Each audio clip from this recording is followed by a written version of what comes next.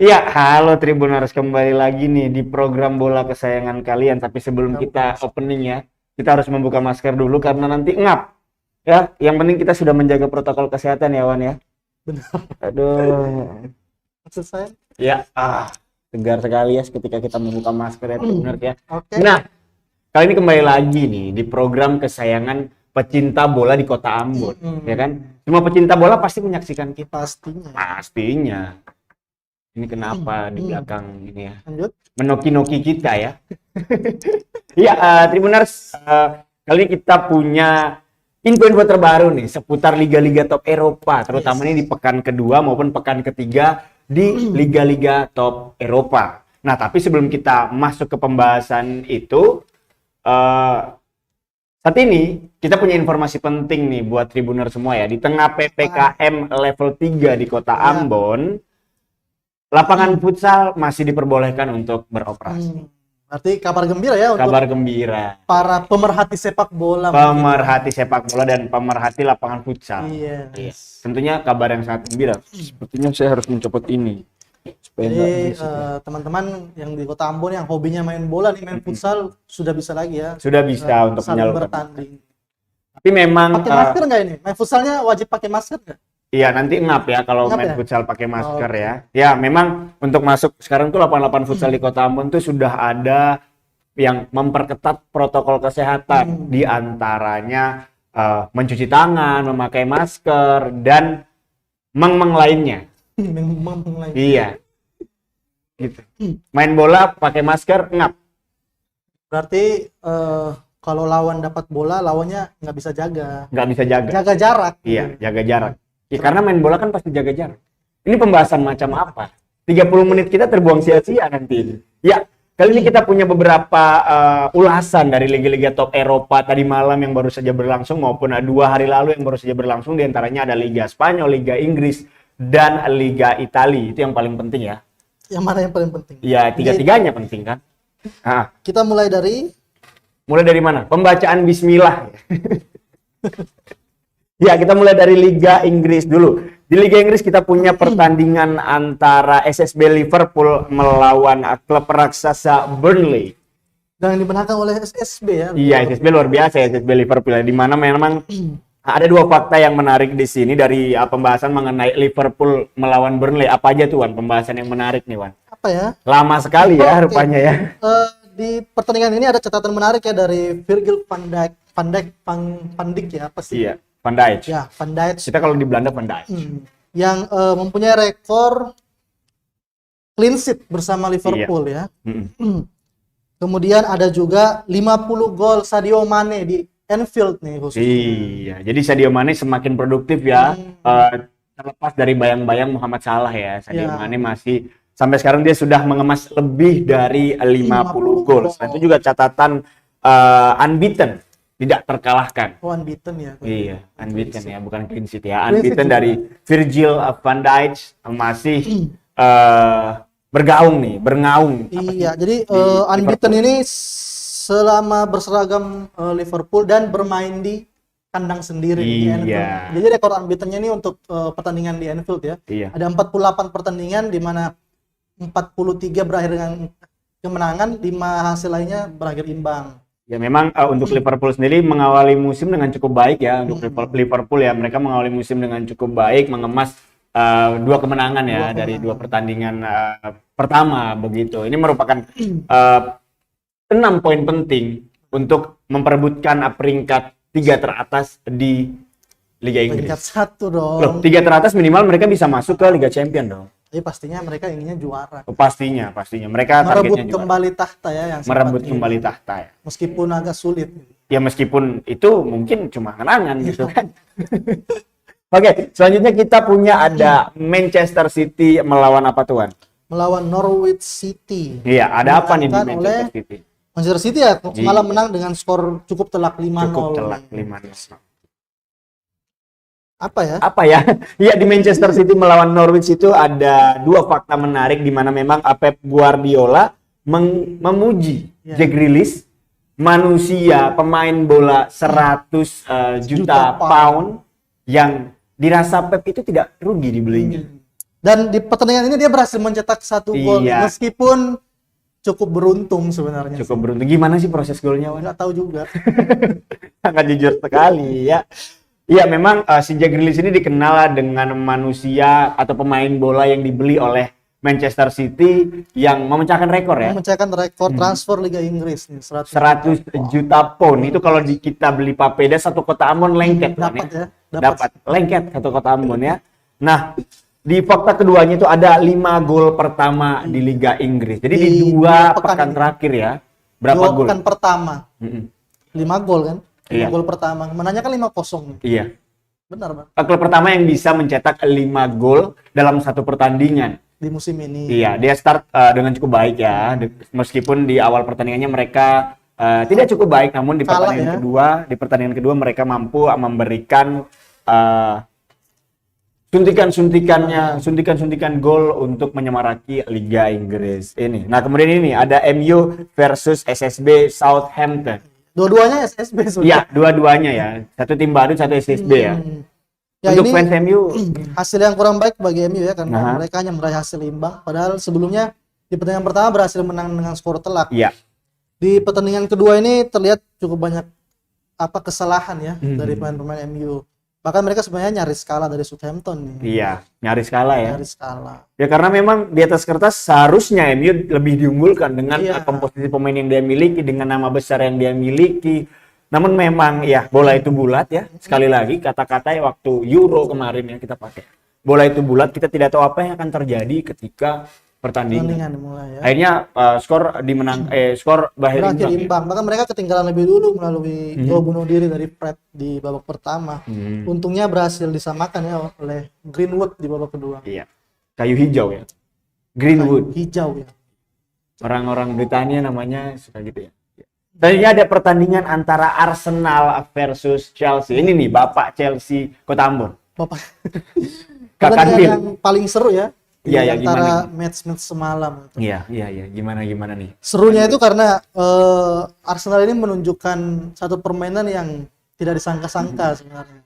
Mengapa? Meskipun kalah ya. Meskipun enggak juga sih, karena mereka menunjukkan permainan yang sangat buruk gitu lah. Tidak disangka-sangka oleh fans mereka sendiri. Menunjukkan permainan sangat luar biasa buruk nih. Mereka cuma punya 6 tendangan ke gawang dibandingkan Chelsea yang punya 22 nih.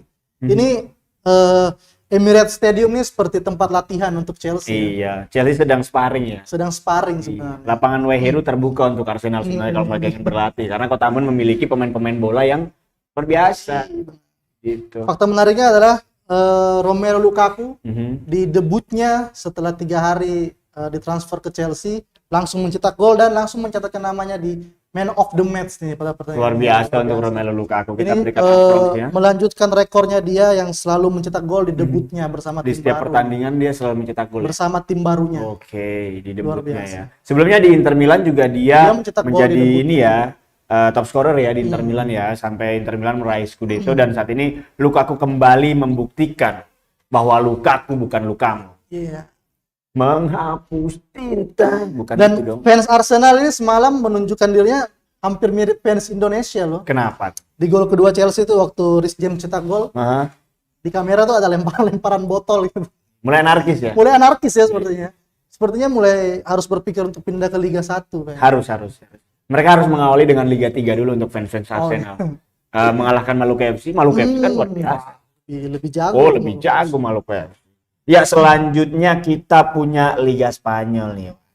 Ada Athletic Bilbao versus Barcelona. Ini pertandingan yang sedikit konyol nih, Wan, kalau kita ngomongin soal statistik nih. Kenapa nih? Di mana memang ada 3 fakta menarik. Yang pertama, hasil imbang. Padahal di atas kertas, Barcelona dengan komposisi pemain yang dimiliki, meskipun ditinggal Messi, mereka memiliki Memphis Depay, salah satu bomber kebanggaan milik Belanda. Iya. Tapi gol yang dihasilkan pun cuma 1. Satu ya. Akhirnya berakhir imbang dengan skor 1-1. Mulai terasa mungkin ya. Iya, mulai terasa kehilangan Lionel Messi, kehilangan seorang Lionel Messi. Kemudian ada statistik yang justru mengunggulkan Athletic Bilbao. Di mana memang Athletic Bilbao kita lihat dalam pertandingan tersebut mengemas sebanyak 17 tendangan ke gawang dibandingkan Barcelona. ya. Memang kalau kita bahas dia punya penguasaan bola, Barcelona lebih unggul. Gaya permainan Spanyol, gaya permainan Barcelona itu bermain menguasai bola, tiki taka, passing man to man, marking man to man. Tapi secara finishing, mereka memang merasakan kehilangan sosok Lionel Messi. Messi jelas ya. Jelas ya. Terus Anda tidak nonton. Jadi ini akan menjadi PR ya untuk Ronald Koeman bagaimana meracik tim ini tanpa kehadiran Lionel Messi ke depannya. Artinya memang efektivitas dari penyerangan tim Athletic Bilbao ini lebih efektif dibanding tiki taka permainan dari Barcelona, karena kita lihat dengan 17 tendangan ke gawang, artinya memang mereka bisa dengan umpan-umpan sedikit namun bisa sampai ke gawang lawan begitu. Ditambah lagi adanya kartu merah pada menit ke 93. Kartu merah Eric Garcia milik Barcelona. Debutnya justru menghadirkan kartu merah untuk dirinya sendiri. Artinya gempurannya memang secara penguasaan bola, gempuran dari Athletic Bilbao tidak terlalu terasa. Namun secara efektivitas bisa terasa ketika memang kiper Ter Stegen ya. Ter Stegen itu harus bekerja ekstra gitu, untuk menghalau 17 tendangan. Bayangkan 17 berbanding 9. Tolong di situ dicarikan pertandingan antara ini Madrid versus Levante. Oke. Iya. Selanjutnya kita punya pertandingan antara Real Madrid versus Levante. Ya memang sangat disayangkan ya. Hujan gol juga ya ini pertandingan, ada hujan gol tapi imbang ya. Sangat disayangkan memang ketika Barcelona hanya ditahan imbang oleh klub Athletic Bilbao, diharapkan memang Real Madrid bisa meraih kemenangan karena itu merupakan kemenangan penting. Di mana memang kedua klub ini selalu berada pada dua teratas, 1-2, 1-2, 1-2 gitu kan, kayak Persebaya gitu. Sama apa? Sama Persija, Persib Bandung gitu kan. Iya. Namun memang tadi malam itu justru gol dibuka oleh Real Madrid. Loh, Real Madrid dong. Real Madrid menit kelima oleh Gareth Bale ya. Oleh Gareth Bale ya. Kemudian dibalas dan sempat tertinggal juga ya Real Madrid ya. Dibalas ya 3 kali ya oleh 2 kali oleh Levante. Namun memang untungnya Vinicius Junior kembali menjadi seorang penyelamat ya. Yang di awal musimnya bersama Real Madrid waktu masih ada Cristiano Ronaldo dia tidak terlalu diunggulkan. Namun saat ini sejak kepindahan Cristiano Ronaldo, Sergio Ramos, Keylor Navas, dia menjadi satu tombak penting ya untuk Los Blancos ya. Cukupnya ini juga membuat fans Real Madrid cukup geram ya pastinya. Cukup geram. Karena mereka kebobolan 3 gol melawan tim sekelas Levante. Iya, SSB Levante. Tentunya keluarnya Sergio Ramos dan Rafael Varane menjadi salah satu alasan pasti ya. Karena 2 bek tersebut duet center back Real Madrid yang selama ini menjadi andalan. Iya, berarti memang lini belakang Real Madrid dirasa harus diperbaiki. Ya. Mereka juga belum menemukan pengganti yang cocok sebenarnya. Iya, mungkin Juna Putuhena bisa menjadi back dari Karena setiap permainan kita futsal Juna Putuhena selalu berada di back. Dan tidak jelas, kadang-kadang dia di luar garis out. Keren kan? Iya. Skillnya yang paling bagus, skill pegang lutut. Saya paling suka skillnya Juna Putuhena. Oke, selanjutnya ada Atletico versus Elche. Iya. Pertandingan yang cukup membosankan sebenarnya. Karena seperti biasa Atletico memang tim yang selalu mengandalkan serangan balik dan terbukti di pertandingan ini mereka hanya mampu mencetak 1 gol nih. Tidak ada yang menarik. Tidak ada yang menarik ya. Tidak ada yang menarik dari pertandingan Atletico melawan Elche karena memang Atletico sendiri terbilang klub yang kalau dari skala 1 sampai 10 itu dia tidak konsisten. Dia berada pada angka 7, 6, 7, 6. Sementara kalau dibandingkan dengan Barcelona dan Real Madrid selalu konsisten. Di mana memang satunya menang, satunya ikut menang. Yang satu kalah, yang satu ikut kalah. Yang satu imbang, yang satu ikut imbang. Apakah ada permainan bola? Kemenangan ini bisa jadi ini ya. Apa sih namanya? Apa? Poin penting. Kemenangan 3 poin untuk mempertahankan gelar nih. Iya, untuk mempertahankan gelar itu merupakan salah satu. Apalagi kedua tim saingannya Real Madrid dan Barcelona hanya meraih hasil imbang. Iya. Seperti itu.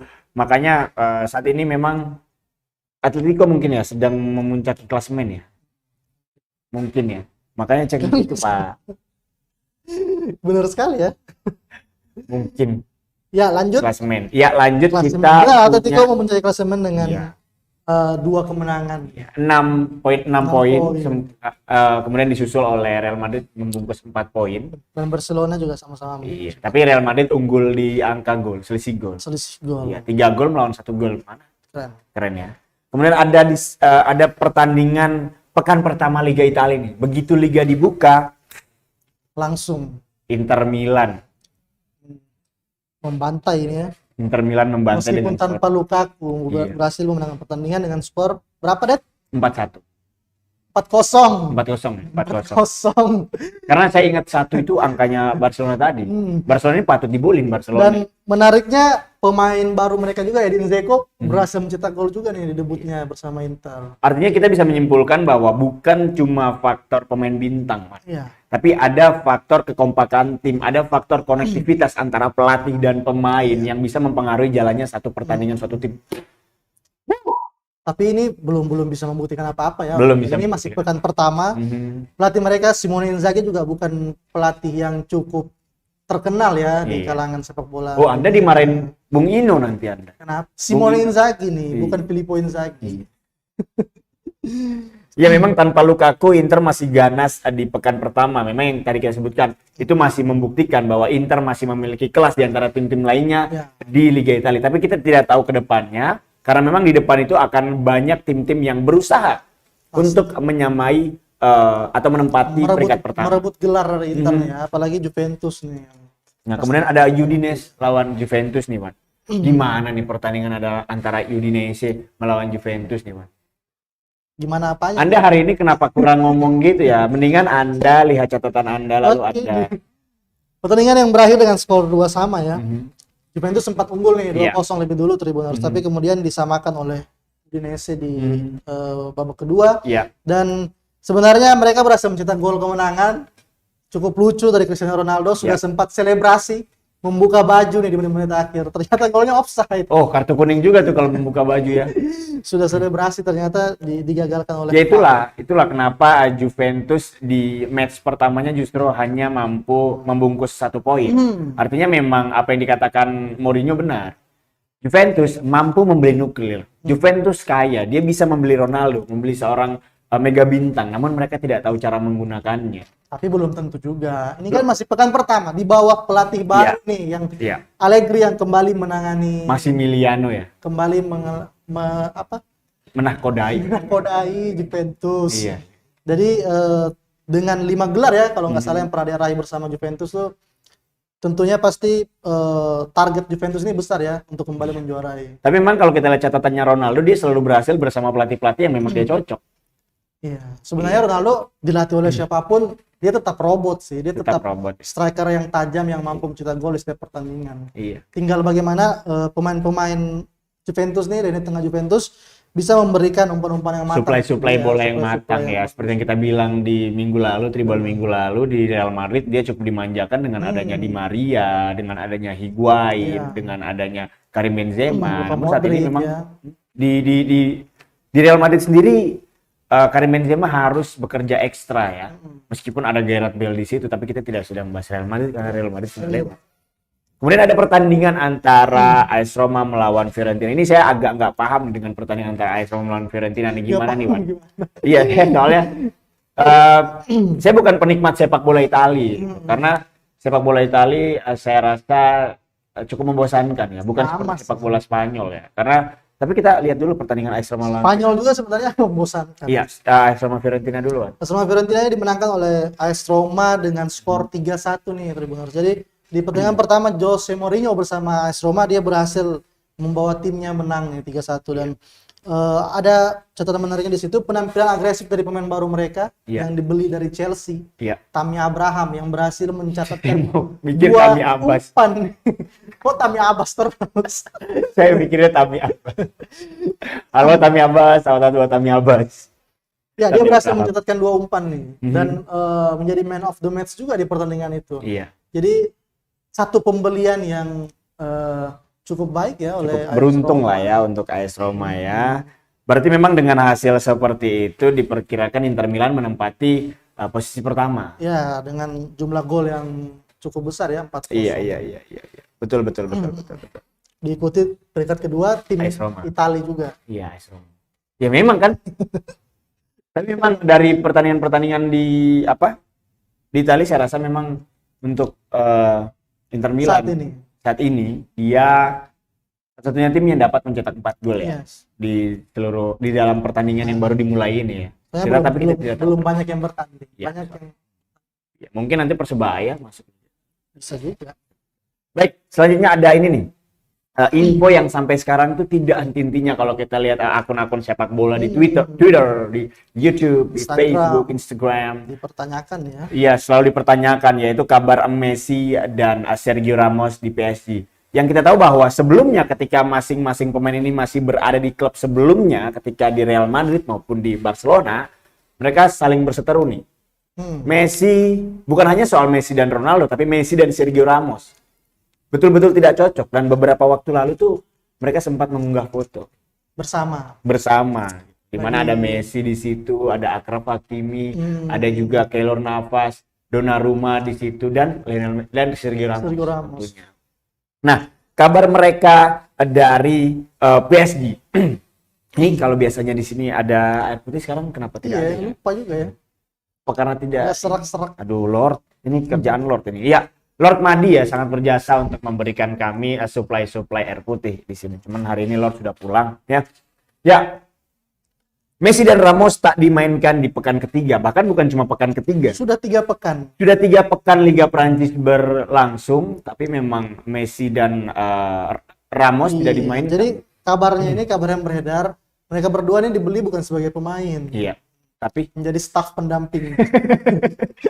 Itu mungkin ya. Karena pemain hebat kan seperti Messi dan Ramos 3 pertandingan telah dimainkan ini pasti publik bertanya-tanya ya. Mauricio Pochettino nih otaknya kemana gitu loh. Iya. Mainin 2 pemain ini. Tapi kalau pendapat saya sih Messi belum dimainkan karena setelah Copa America dia belum bertanding ya. Menjadi staf pendamping. Iya. Ya. Match fitness-nya belum mencukupi mungkin untuk dia bertanding. Karena memang kalau kita tahu itu setiap atlet sepak bola yang masuk dalam satu tim itu memang harus dites ulang semuanya ya. Ya kesehatan, agility, ability semua dites ulang. Jadi memang mungkin mereka masih ada di dalam masa-masa itu, masa-masa transisi antara di mana body fitness-nya itu harus disempurnakan kemudian baru bisa masuk ke dalam satu pertandingan. Nah, kemudian yang membuat para fans menanti-nanti itu begini. 3 kemenangan beruntun PSG dengan skor telak meski tanpa Messi dan Ramos. Nah, pertanyaannya apakah memang Messi dan Ramos ini dibutuhkan? Ya dibutuhkan. Untuk staf untuk staf pendamping gitu. Ya. Kalau untuk skala Liga Prancis sih sepertinya memang tanpa 2 pilar ini pun PSG rasanya bisa ya untuk sekedar menjuarai Liga Prancis nih. 2 pemain ini rasanya dibeli memang untuk memenangkan Liga Champions. Saya pikir untuk staf pendamping belum ya, sudah selesai jokesnya ya. Lanjut. Ya, jadi meskipun tanpa kedua pemain ini pun di musim-musim sebelumnya PSG selalu bisa meraih hasil-hasil maksimal. Meskipun musim lalu gagal ya untuk juara Liga Prancis. Jadi sekarang mungkin Pochettino sedang mencari cara bagaimana meramu formasinya dengan 2 pemain ini untuk memenuhi target nih. Target PSG sebenarnya kan meraih Liga Champions nih. Kalau Liga Prancis kan apa? Mereka bilang presidennya bilang Ahmad Hulaifi, presidennya siapa sih? Ahmad Al-Kaifi ya? Apa sih? Said bin Taher bukan? Bukan. Presiden PSG bilang Muhammad apa itu? Presiden PSG bilang bahwa jika tahun ini mereka tidak membawa pulang gelar Liga Champions, maka mereka akan membeli 1 gelar Liga Champions milik Real Madrid. Ya. Lagi-lagi saya bangga menjadi fans. Kenapa? Ya karena memang terlalu banyak trofi kita saking banyaknya nih.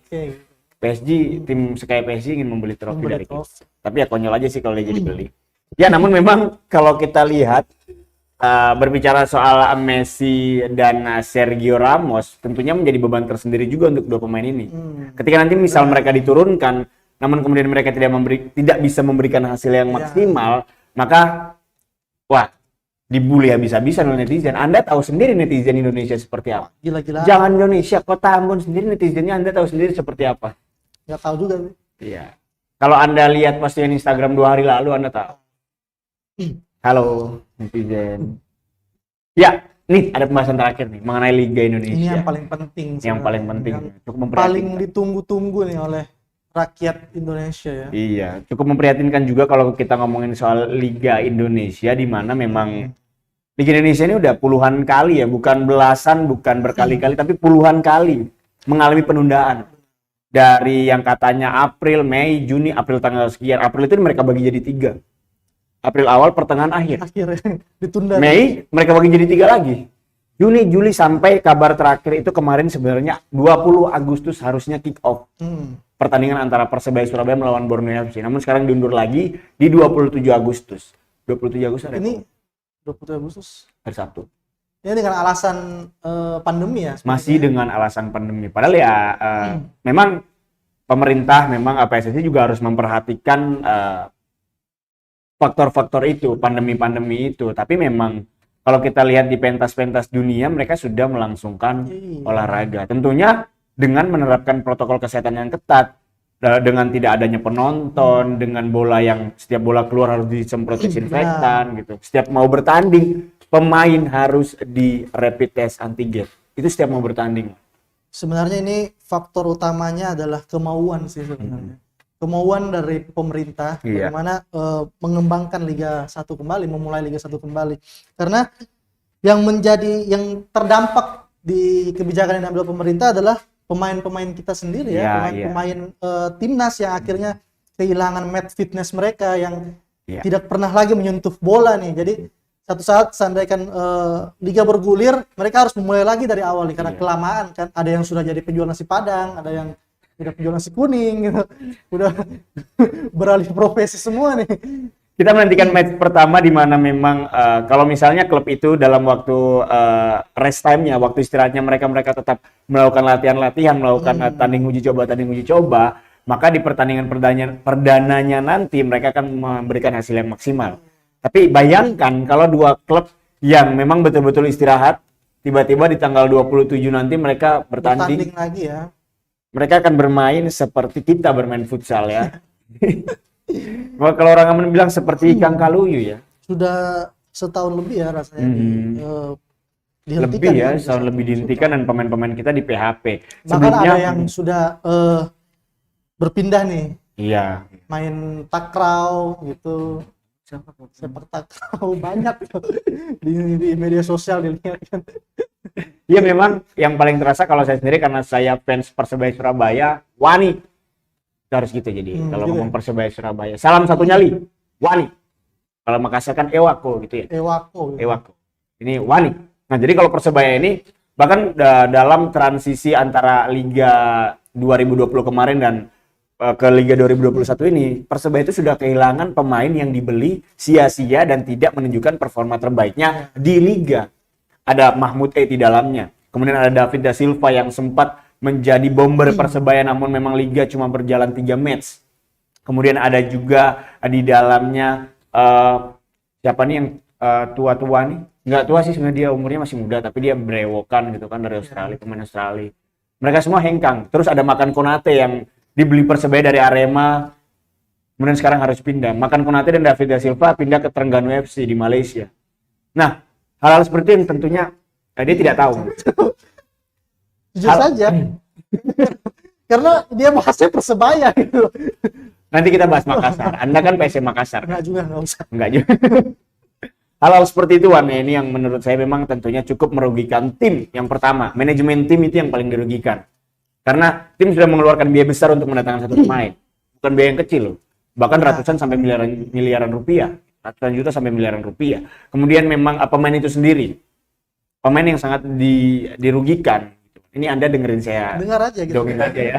Dengar pidato. Iya. Lanjut. Biar segmen kita agak lama. Karena kayaknya tadi kecepatan deh. Benar. Iya. Enggak apa-apa kan Anda iya aja. Lanjut Tribuner. Jadi itu tadi pemain yang cukup memang dirugikan. Mereka sudah berlatih, memang Karena menurut saya sendiri untuk seorang ukuran pemain sepak bola, ukuran seorang atlet, evaluasi yang paling baik adalah ketika pertandingan. Sebenarnya dirugikan bukan cuma pemain, Tapi klub juga cukup dirugikan dengan karena mereka sudah menggelontorkan banyak uang ya untuk membeli. tadi saya barusan bilang gitu. Oh gitu ya. Tadi saya barusan bilang gitu. Anda copy paste ya. Iya. Ya itulah memang dengan alasan-alasan yang cukup kita sebagai penikmat sepak bola tidak bisa menolak dan tidak mau menerimanya. Penundaan-penundaan liga ini. Ini kameramen cukup aneh nih. Iya. Matiin AC kameramennya Iya. dia. Panas. Cukup kita teringat waktu Tribol dengan edisi berdiri ya. Tribol edisi berdiri saat itu kita keringat sudah seperti jagung-jagung ya Wan ya. Ya nih Wan, memang saya tahu Anda tidak ini ya, Wan tidak mengikuti sepak bola Indonesia ya.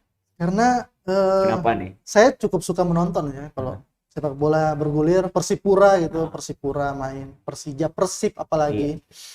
Tapi Namun kurang suka dengan bagaimana Cara pemerintah, bukan permainan.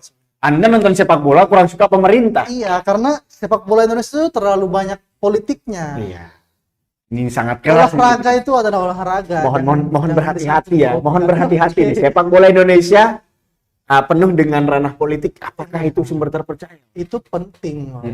Tapi memang terbukti sih. Tapi kita tidak tahu yang sekarang. Satu federasi sepak bola yang dipimpin oleh orang yang tidak paham sepak bola itu cukup riskan sih. Satu lagi sentilan dari saudara Ridwan Tuasamo yang tidak mengerti sepak bola Indonesia. Ya. Jadinya Ini yang dimaksud siapa sih maksudnya? Yang dimaksud siapa ya? dilarang menyebutkan nama gitu ya. Itu dampaknya juga terhadap bagaimana Liga Indonesia berkembang ya. Buktinya selama bertahun-tahun bahkan berpuluh tahun Liga bahkan timnas kita belum bisa membuktikan apa-apa di kancah internasional. Iya. Itu salah satu alasannya karena apa ya? Karena bagaimana federasi ini dipimpin. Iya. Bahkan pelatih demi pelatih dari luar negeri, bahkan pelatih siapa yang sekarang nih? Apa ya? Antonius apa? Pelatih timnas kita. Kim Jong Un. Bukan, yang dari Korea juga dia. Ya, Kim Jong Un. Bukan. Shin Tae-yong, STY. Bahkan pelatih Shin Tae-yong sendiri merupakan satu pelatih yang berhasil membawa Jepang menembus Piala Dunia ya. Kok Jepang? Korea. Korea. Bahkan memimpin Korea Selatan mengalahkan Jerman loh di Piala Dunia. Mengalahkan Jerman. Namun ketika masuk memimpin pemain-pemain Indonesia ya sama aja. Iya. Iya karena faktor liga mungkin ya. Faktor liga itu ya kenapa? Faktor liga dan faktor pimpinannya. Bagaimana liga tidak berjalan ya kan berdasarkan wasit pimpinannya mesti ya. Wasit. Tribunal, jadi pimpinan yang kita maksud itu wasit. Kalau memang ada suatu federasi sepak bola yang dipimpin oleh satu wasit, itu memang pertandingan akan berjalan dan pertandingan ditentukan oleh seorang wasit kan. Kita sepakati dulu Tribunal. Pimpinan yang dari tadi kita maksud adalah wasit. Kita harus menyelamatkan program kita, Wan. Tidak boleh kita eksplisit seperti itu. Nggak apa-apa sih menurut saya. Ini membuka Salah mindset satu, dari ya. penikmat sepak bola ini rasanya bukan lagi menjadi rahasia ya. Iya. Ini sudah menjadi asumsi publik. Ya karena memang di tahun-tahun sebelumnya Indonesia pernah mengalami fase-fase gelap dalam dunia sepak bola di mana memang ketika liga juga karena mereka takut bertemu dengan tim yang lebih baik, tim yang lebih kuat, mereka takut dikalahkan, mereka akhirnya saling mengalah. Ya. Bahkan bukan cuma sampai di Indonesia levelnya, bahkan sampai di level Asia maupun Asia Tenggara. Iya benar. Asia Tenggara. Benar tuh. Asia Timur. Iya, karena Asia Timur di mana? Nah, itulah yang menjadi problem kita saat ini, bagaimana mengembangkan sepak bola. Masyarakat ini maunya sepak bola ini masuk ke Piala Dunia. Ya. Ya kan? Minimal menjuarai dulu deh. Jangan Piala Dunia dulu gitu loh. Kita lihat Piala Asia dulu. Bagaimana sepak terjang sepak bola Indonesia ini ke Piala Asia saja belum mampu. Yang disalahkan pelatih, pemain. Padahal kita harus melihat dari segi manajemen dari federasi itu sendiri. Ini kita bukan mengkritik ya, lebih ke masukan ya. Mengkritik sebenarnya. Ya, oke. Terima kasih Wawan. Lanjut Ya benar, karena untuk level, jangankan untuk level Asia ya, untuk level Asia Tenggara saja, timnas kita ini belum mampu bersaing loh. Iya. Thailand itu masih jauh di atas kita, bahkan sekarang Myanmar sudah di atas kita rasanya. Myanmar dengan mengandalkan pemain-pemain muda mereka, justru kadang-kala menyulitkan timnas Indonesia nih, yang sebenarnya pemainnya berbakat, tapi sayang.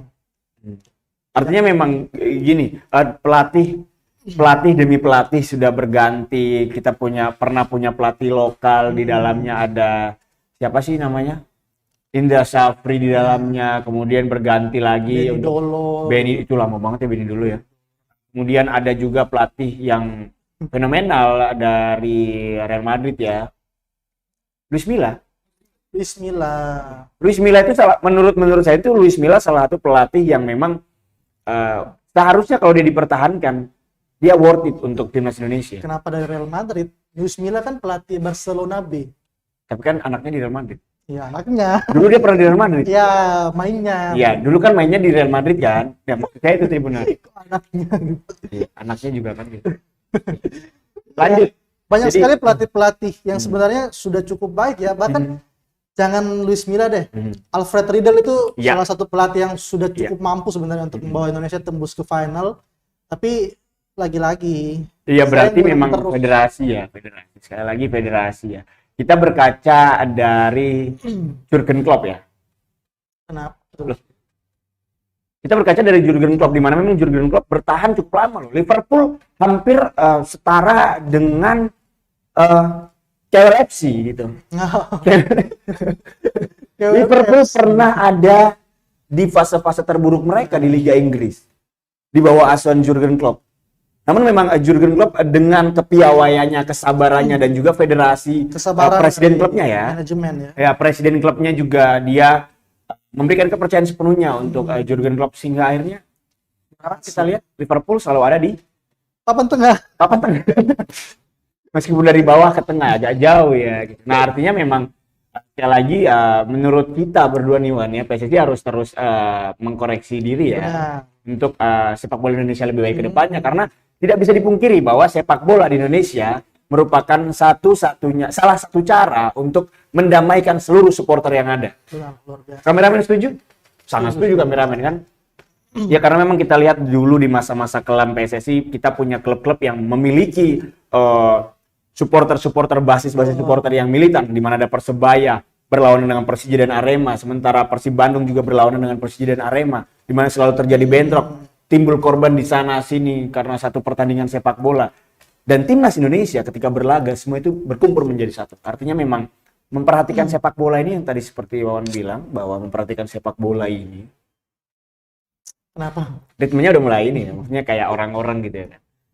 Kita memperhatikan sepak bola itu harus juga dipimpin oleh orang yang mengerti.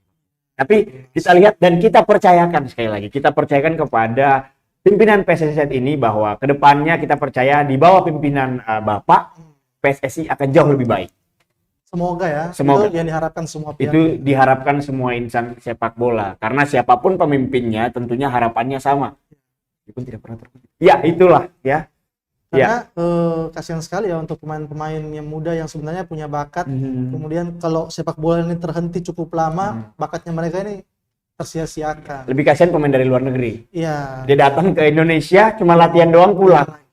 Ya itulah ya keprihatinan kita terhadap sepak bola Indonesia. Makanya untuk Tribuner semuanya jangan cuma nonton sepak bola liga-liga. Anda juga sih. Jangan cuma nonton liga-liga top Eropa gitu kan. Nggak apa-apa kita fans dengan liga top Eropa. Saya menggemari Real Madrid apa. Tapi jangan lupa support terus sepak bola Indonesia. Toh nantinya kalau Indonesia masuk ke Indonesia siapa juga yang bangga? Siapa? Pimpinannya. Ya, oke Tribuners, mungkin segitu dulu pembahasan dari 5 segmen tadi ya, Liga Inggris, Liga Spanyol, Liga Italia. Cukup panjang ya. Cukup panjang ya. Panjang dan kurang berbobot. Iya. Saya kalau dengar kata berbobot itu agak sensitif ya. Tidak berbobot tapi banyak like-nya ya. Iya.